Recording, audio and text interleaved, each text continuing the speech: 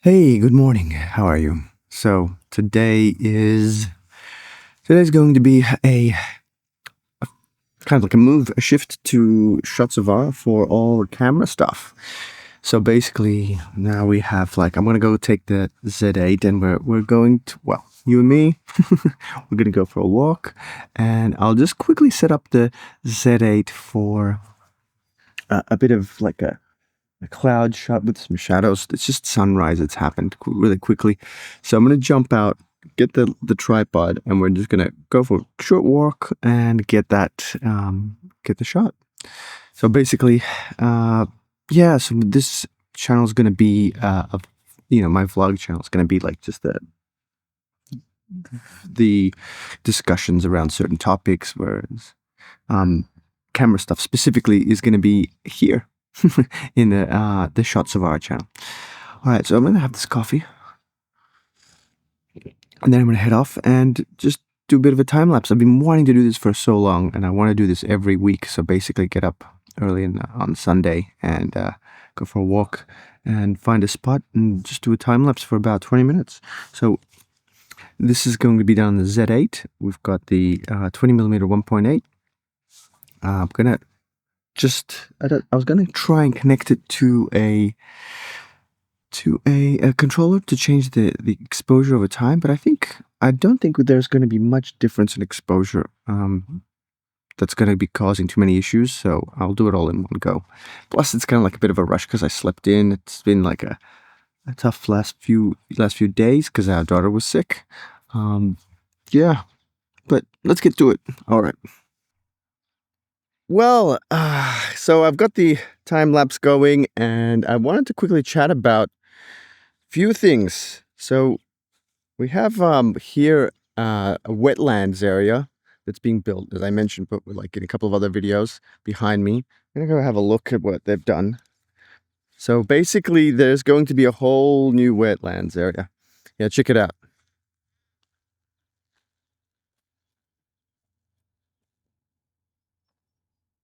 So this is in a place in a town called Berwick, and it is in Melbourne in Victoria, Australia.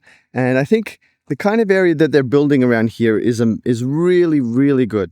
And the reason it's really good is because Australia, as you probably know, got a crisis, population crisis, so to speak, population crisis, or a housing crisis.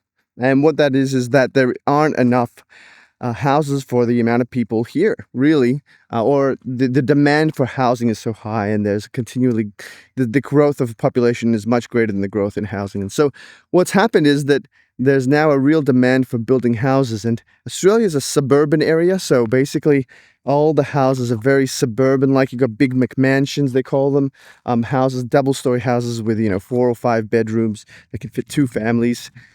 Basically, the other standard is like three bedroom house, right? So the idea is, what I think is really good is build these things called what do they call it? A medium residential. And by medium residential, I mean like you got like 3 or 4 bedroom townhouses that are packed pretty close, but you have things like shops, dentist, childcare, everything that doctors, everything you need in a small area within walking distance. And these kind of like things aren't apartment blocks, apartment complexes where you have that kind of stuff in, more like in cities. But you get this, like, this is an amazing place. I look behind me, right? This is nature, right? Straight out. I'm in nature here. Right now, I get out of the door. I go for a quick walk, 30 seconds, and I'm in nature. I take a walk for 30 seconds. I'm at my, a shop. A set of shops. I got doctors, everything that I need. And by medium density residential, you really get the opportunity to blend things like nice walking spaces, nice livable spaces with that of, convenience. And so I really have to say that, this is really, really what I believe would be a good way forward for a lot of communities, is not to build these kind of bespoke bespoke houses that not only do they cost a lot more to build, they are a lot more expensive to maintain, and they take up a lot more space, right? So you'd with the space that's saved by building more medium density residential. You could build schools, you could build libraries, you could build other buildings other than just houses. And that's what's missing in a lot of these places. Is you got these you got these large suburbs, but you don't have the infrastructure around it. And that's another big problem. You got these other suburbs in outer Melbourne, but they don't have the roads and infrastructure to support the people. And so you get stuck in traffic. So it's like I think the focus on medium density residential is definitely the way to go. Guys, so yeah, like this used to be all farmland. More like 10-15 years ago, all of this was farmland around here. Behind me was like a farmland, was like a water storage area. It's being turned into wetlands.